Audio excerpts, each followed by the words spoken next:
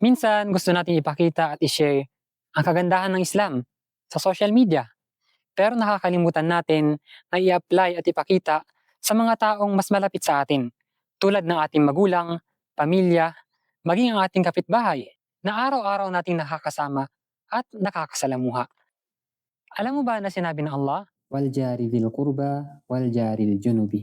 At maging mabuti kayo sa inyong kapitbahay na malapit at kayo din sa kapitbahay na malayo, kamag-anak mo man o hindi. At sinabi ng Propeta sallallahu alaihi wasallam, patuloy na pinapaalalahanan ako ng Jibril alaihi salam na maging mabuti sa kapitbahay hanggang sa akala ko na sila ay bibigyan ng mana. Paano mo nasabing mabuti kang Muslim kung hindi naman maganda ang pakikitungo mo sa iyong kapitbahay? Kaya kung ganun na lamang ang pagpapahalaga ng Islam para sa kapitbahay, what's more para sa mga taong kasama natin sa iisang bahay? Tandaan, actions speak louder than words. Kaya maging mabait sa iyong kapwa, and that's the least you can help para mapagaan ang kanilang pinagdaraanan. And it's free to be kind. Kaya share this video and spread kindness. Assalamualaikum. أدعو إلى الله على بصيرة أنا ومن اتبعني